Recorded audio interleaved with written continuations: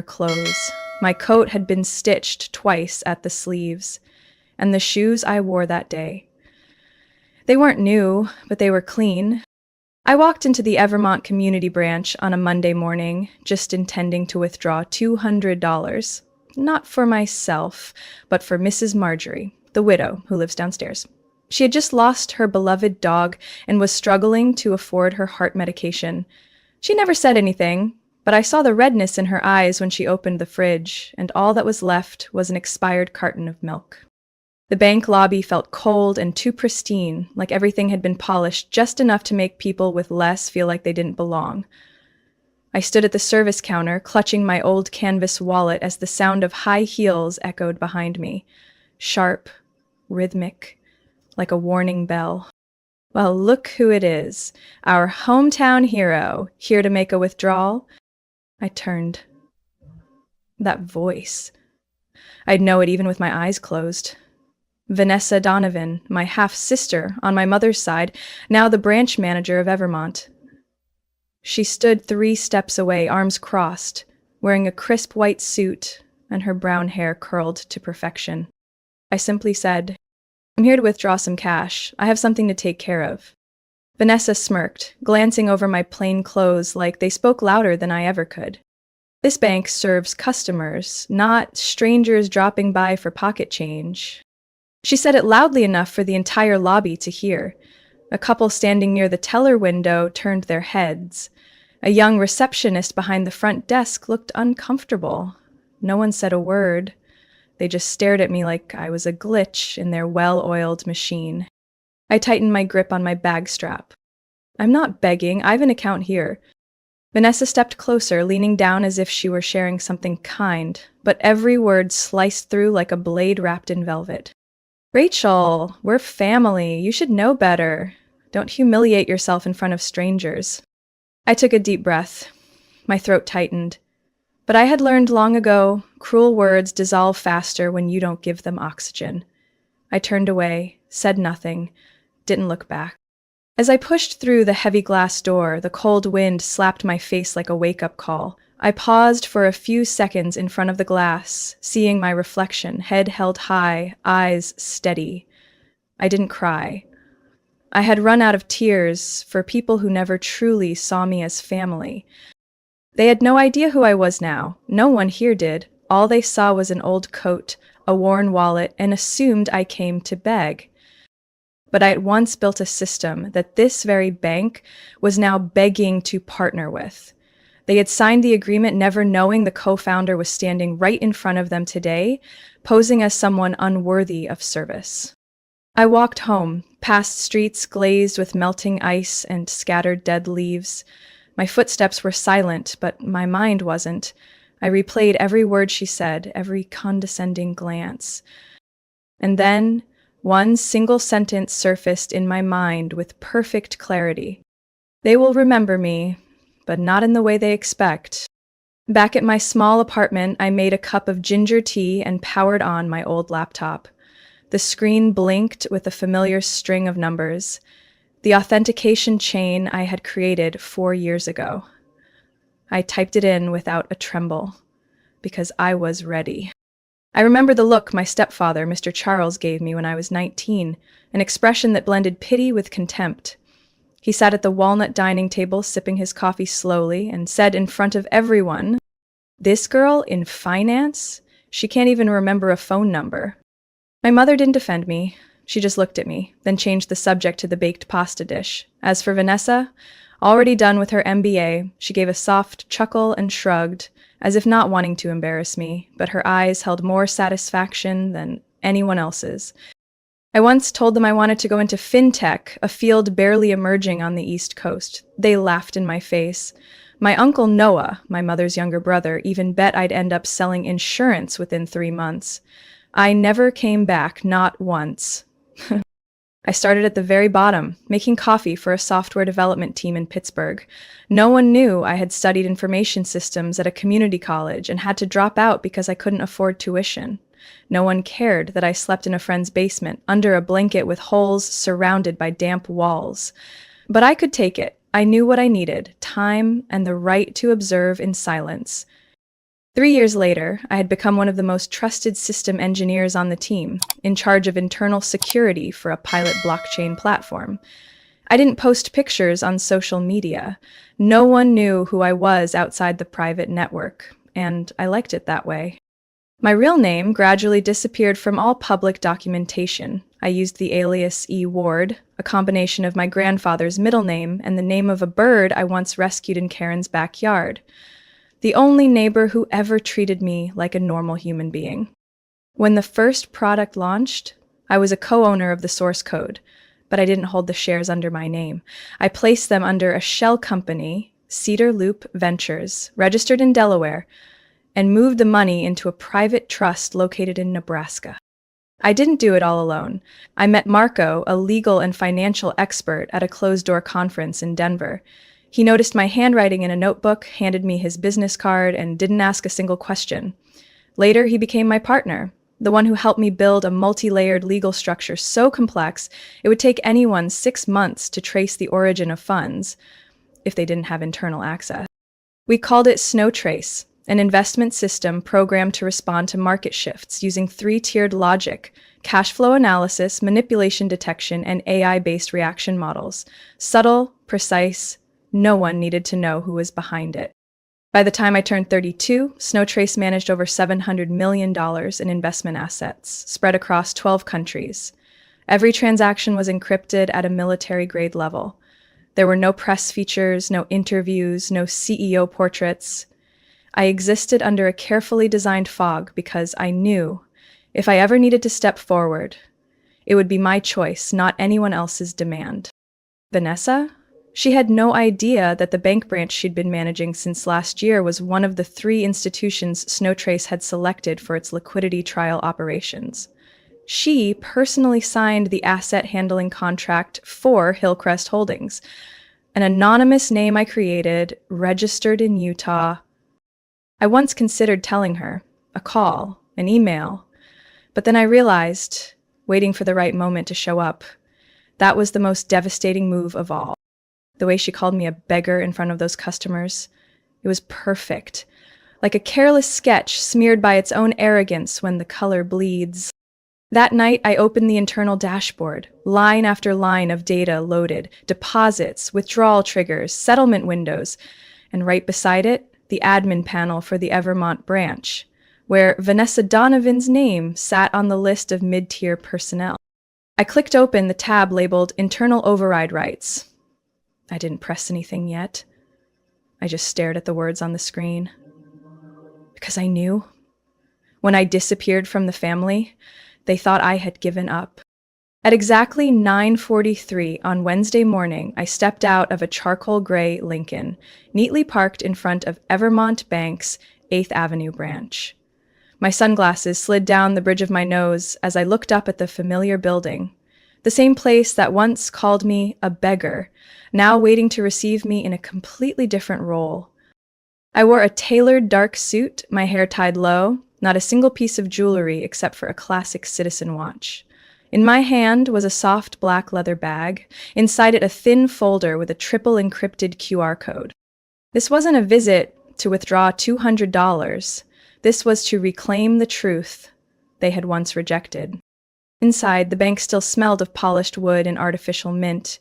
A new receptionist, about 23, smiled nervously as I approached. "Good morning, ma'am. How can I help you?" "I have an appointment. It's under RB representative of Rainwell Capital Holdings." She frowned. Before she could even check the system, the screen in front of her flashed red 3 times.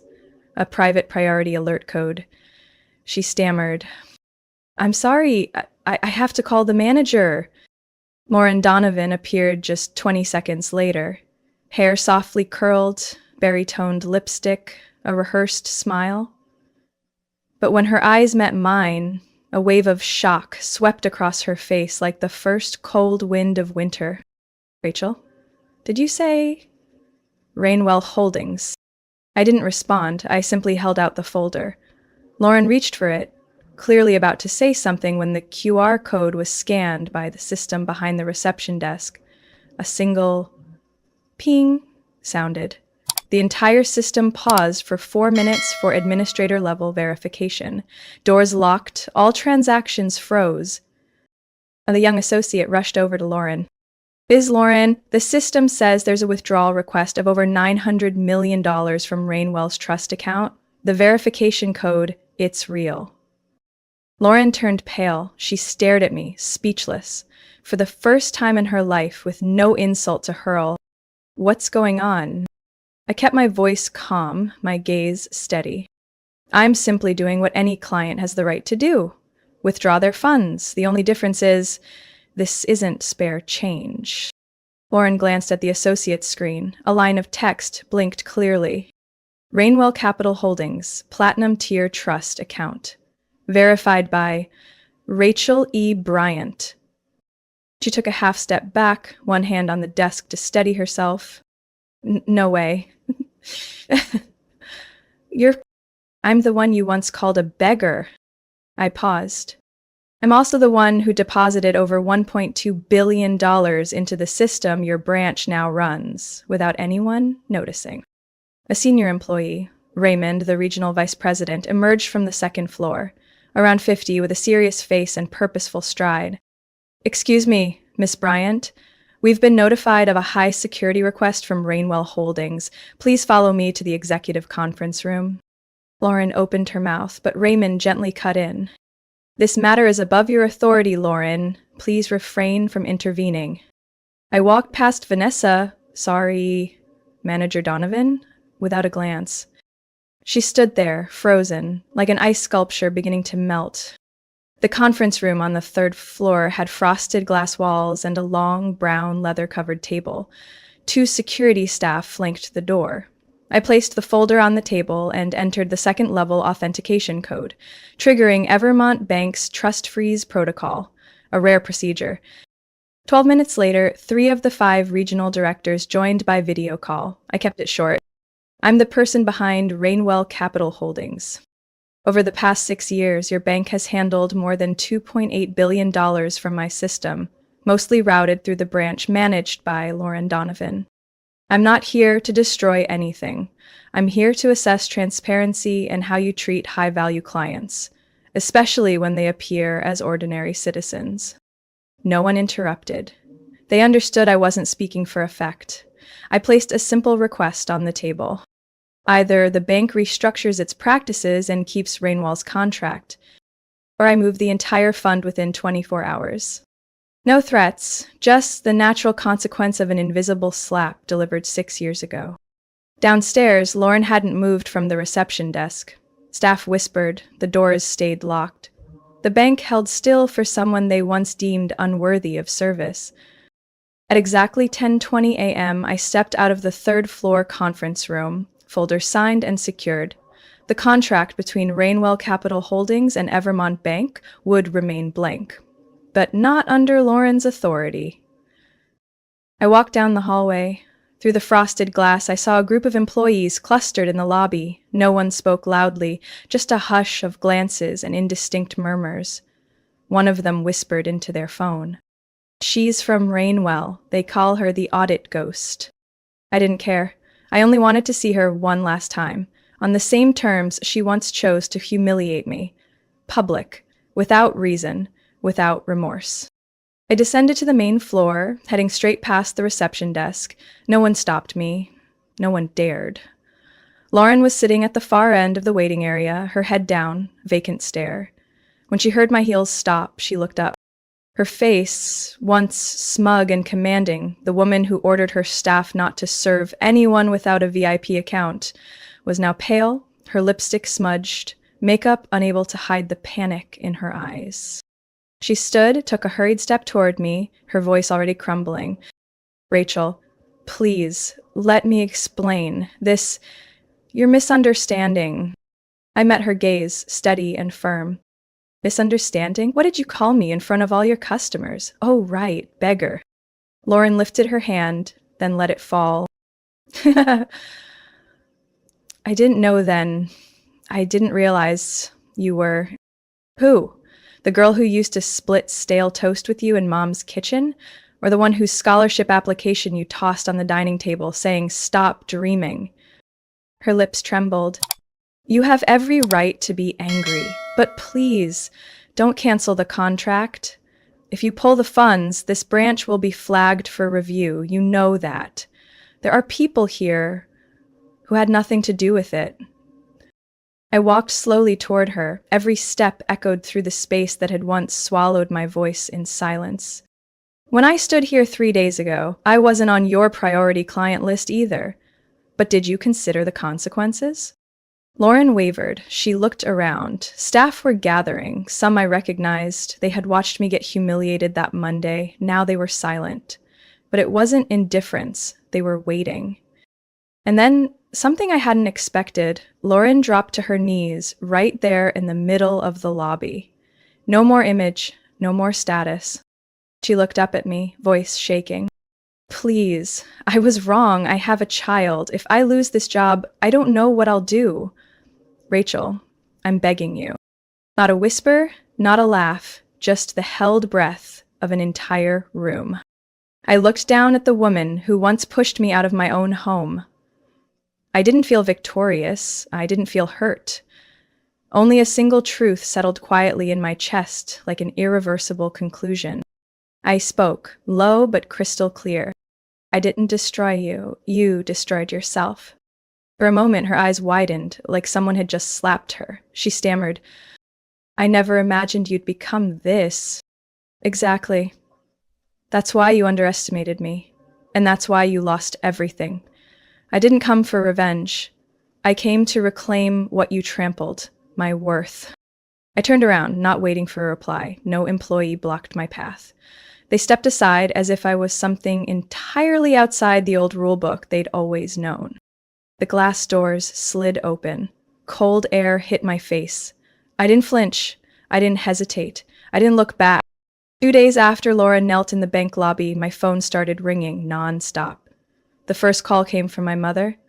Janet, a number I hadn't saved in nearly 8 years. I didn't pick up.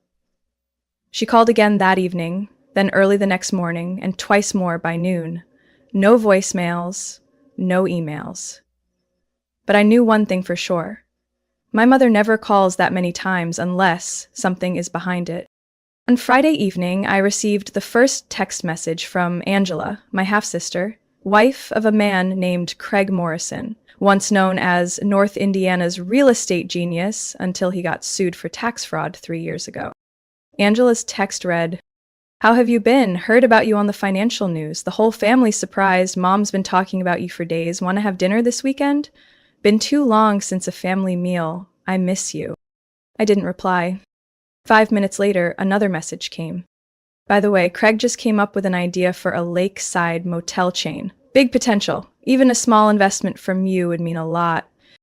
And just like that, missing me turned into a shameless pitch. I leaned back on my sofa, set the phone down, opened my tablet, and pulled up Morrison Group's financial map. 3 taps later, I could see they were discreetly draining a shared retirement fund to raise money for a project that hadn't even secured a building permit. If I put in money now, I'd be dragging my name into the exact kind of legal risk I'd spent my entire career avoiding. I shook my head, not from disappointment, but because I knew this moment would come. No one called when I lost my job at 25. No one checked in when I moved 3 times in 8 months because I couldn't afford rent. No one remembered me when I was sleeping in a ground floor apartment during freezing winters, legs up on a mini heater while coding my first security system. And now, when the name Rachel Bryant appeared on the strategic investor list of 3 Midwest funds, they suddenly called it family. Then came another email from my mother, subject line in all caps, Family is forever. Inside was a long, emotional paragraph, followed by a preliminary investment breakdown from Craig's real estate proposal. I read every word carefully, my mother wrote. I know I used to be strict, never really understood your passion for tech, but I was only worried about your future. Now that I see your success, I'm so proud. Craig is a smart man, just a bit tight on capital. If you could pitch in, it would be such a blessing for our family. A blessing for our family. I repeated the phrase in my mind. Maybe they thought I'd feel touched. But I didn't feel anger or hatred, just a cold, crystal clear understanding. That evening, I scheduled dinner with Angela, not because I planned to invest, but because I wanted to look them in the eye and see just how far they'd go for a promise of funding. We met at an Italian restaurant in South Indianapolis. Angela arrived early, wearing a light blazer and a fresh haircut, already seated with Craig. Both smiled brightly as I walked in. "Oh my God, you look so different, Rachel." "Successful, even," Craig chimed in. "We always knew you had it in you." I didn't smile. I quietly opened the menu and ordered water and a salad. After some small talk about fun childhood memories and good times at Lake Michigan, Craig pulled out a folder and set it on the table. "Not trying to pressure you, just thought, if you're interested in the Clearview Lake Motel project, this is prime time. We've already got seed investors from Arizona." I looked straight at him. "So if I don't invest, is it still prime time?" Craig faltered slightly. Angela jumped in gently. "Don't take it the wrong way. It's just for once I feel like we could really collaborate. I want us to be closer as sisters." I nodded, calmly interrupting. "Like when I applied to your firm 10 years ago and you told me I lacked energy for the job?" Angela froze. Craig sipped his wine. No one said a word. I leaned down, closed the folder, and slid it back across the table. "I'm not investing. And I don't do business with people who once thought I wasn't good enough to sit at the same table." Angela winced. "You're still upset over that?" I stood up, grabbed my bag, and pulled a thin metal card from my wallet. My investor credential, engraved with the words, "Rainwell Capital Holdings, Managing Director R.E. Bryant." I laid it on the table and said softly, "Well, diminutive. I'm not upset. I just remember..." And memories, once clearly recalled, are never to be reused. As a fundraising tool. Saturday evening, I arrived at Claremont Vine, the restaurant that used to be our family's go-to Thanksgiving spot. They chose it for the warm golden lighting, crisp white tablecloths, and because the owner was one of my mother's close friends. I arrived at exactly 6:50 p.m., wearing a charcoal gray turtleneck sweater, black slacks, and my hair in a neat bun. Nothing flashy, but enough to make one thing clear. I wasn't there to reclaim my place in the family. I was there to return the truth of what that place had always been. At the table, 7 place settings, 5 half-filled wine glasses, and 1 empty chair at the head. They had saved that seat for me. An act that might appear thoughtful, but I knew better. That chair wasn't for me. It was for the role they expected me to play, the one who had to prove she belonged. I took my seat. Angela, Mom, Craig, and a few relatives were already there. Lauren was present too, her makeup meticulous, her gaze evasive. No one brought up the bank incident. No one asked what I wanted to order. My mother spoke first, her voice sweet but hollow. "We're so lucky to be together like this. Family is a place that's always open, no matter the misunderstandings." I offered a small smile, just enough. A door being open doesn't mean everyone deserves to walk through it. The table tensed. Craig forced a laugh. Angela reached for her wine glass, but didn't drink.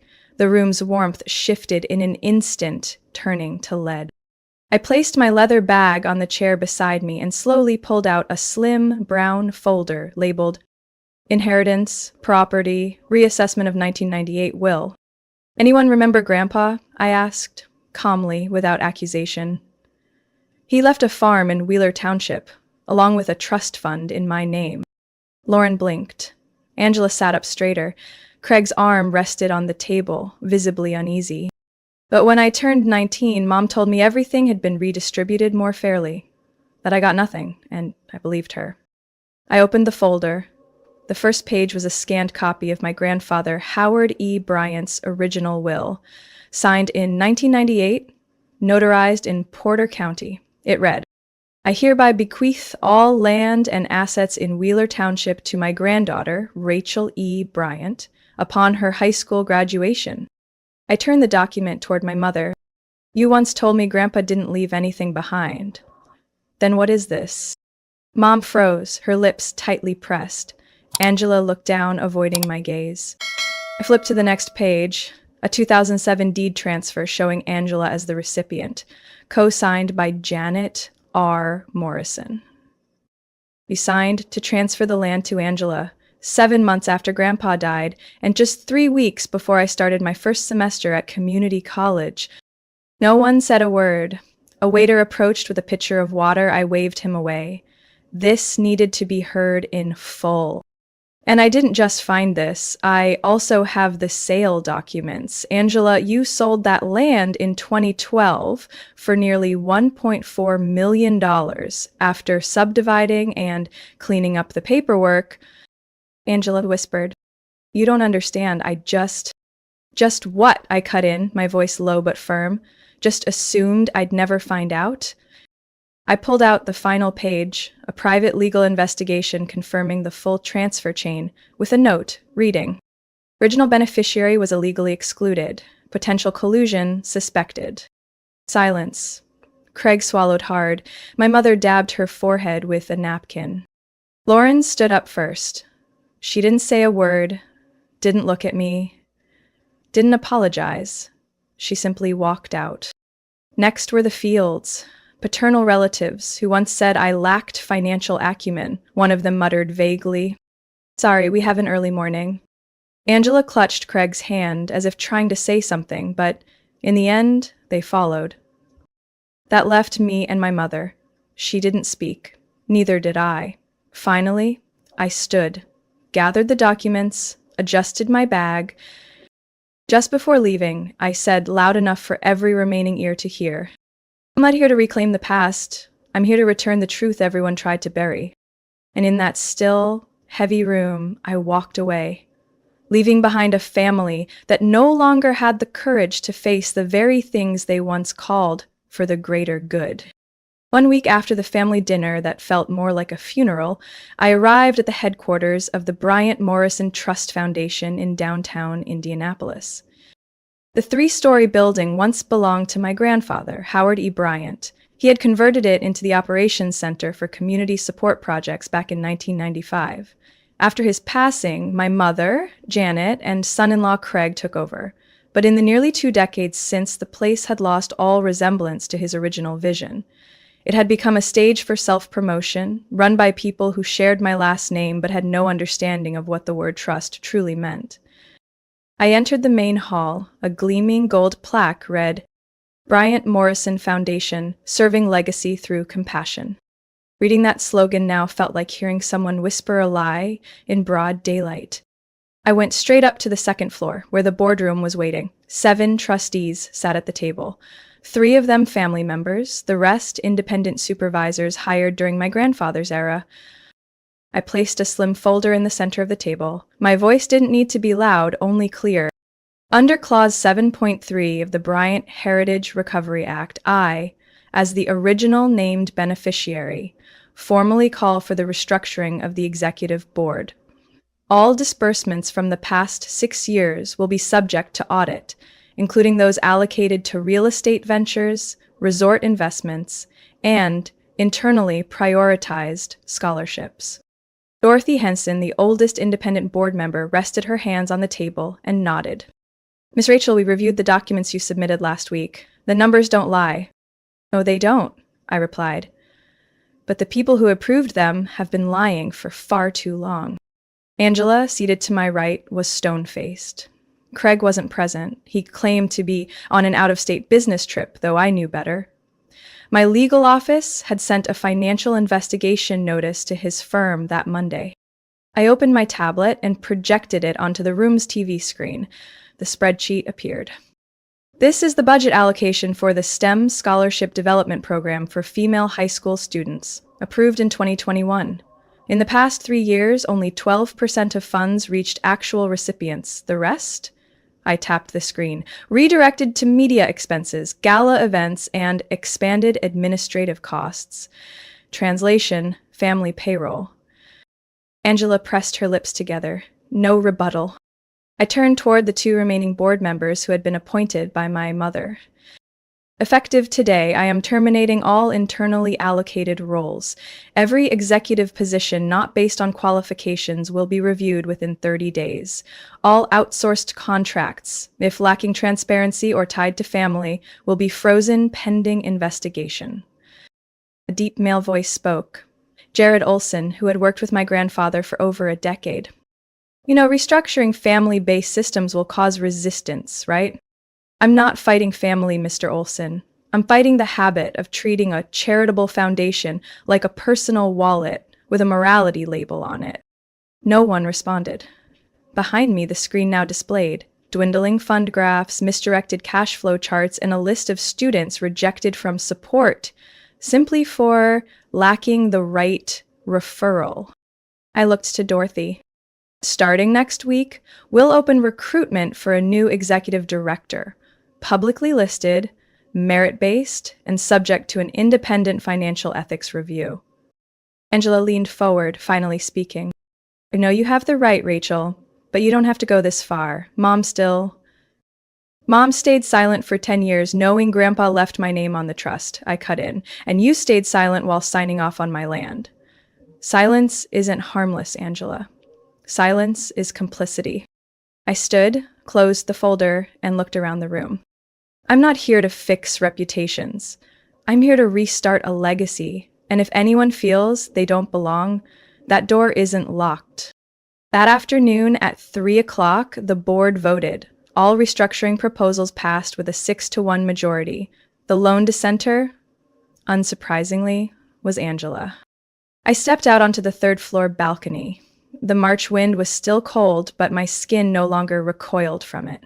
Down below, kids from the spring scholarship program were playing basketball on the community courtware next year. We would add a new open library and computer lab. I didn't need applause. I just needed to know those kids wouldn't be denied support because they didn't have a cousin serving as board secretary. And just like that, the era of nepotism, at least here, was officially over. 11 months after the Bryant Morrison Foundation's restructuring, I stood in a completely different space. No more cast bronze plaques bearing the family surname. No more offices plastered with gala photos from 2002. In front of me stood a 2-story glass and steel building on the edge of Clearview Lake. Once just an abandoned parking lot, now it bore a simple name. The Rachel Initiative.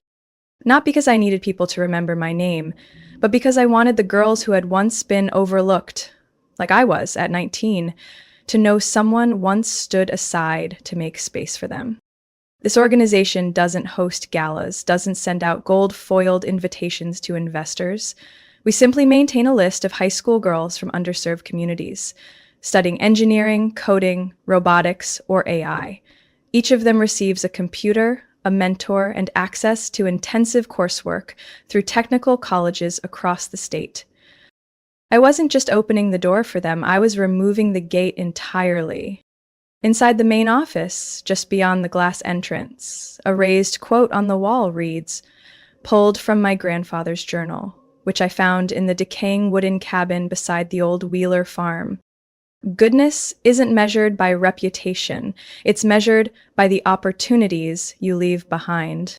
I read that line the night I signed over the last parcel of Wheeler land to the local government, without taking a cent, so they could turn it into a public nature preserve. My name isn't on the plaque, but I was there. On launch day, I gave no speech, no ribbon cutting. I just sat quietly in the back row on a wooden chair, watching a group of 11th graders present their recycled, flood-resistant housing model built using a 3D printer. One Latina girl with braided hair stood trembling but firm. She shared how her school counselor had blocked her scholarship application, saying girls should stick to the social sciences. I looked at her and saw myself, 15 years ago, hand stained with ink, eyes that no one ever called fit to lead. After the presentation, a few parents came over to shake my hand. Some recognized me from the article about the family trust restructuring. Most didn't. And didn't need to know. I'd once managed a multi-billion-dollar investment network. I liked it that way. That evening, after everyone had left, I walked out of the building and followed a narrow path along Clearview Lake. The breeze was soft, the rippling water reflecting the final rays of spring sun. I stopped under the large oak tree, where we'd placed a white stone bench engraved with the words, "For those who were overlooked, but never undone." I sat down, took off my glasses, and closed my eyes.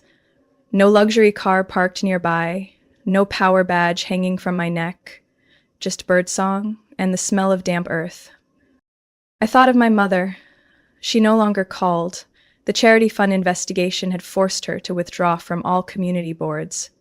Angela moved to North Carolina, quiet on social media. Lauren? She lost her position but seemed to find a new job at a small bank. I didn't follow up. No need. I didn't write any letters of forgiveness, didn't post any inspiring speeches. I didn't need them to admit I was right. I just needed to live without proving it anymore. My phone buzzed. A message from Janelle, the girl who once called me the coolest Rachel ever for refusing to wear a blazer to meetings. The message read, "You coming to the AI feedback class tomorrow? I need someone to test the emotional response algorithm."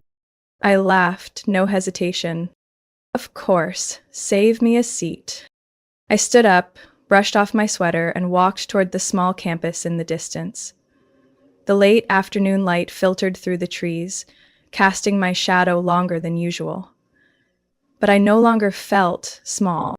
Because in the end, what I reclaimed wasn't land or legacy or family ties. It was myself. And I no longer needed anyone's permission to keep it. Rachel's story is a powerful reminder that true worth isn't measured by family approval or surface-level prestige, but by the courage to reclaim your dignity and your freedom.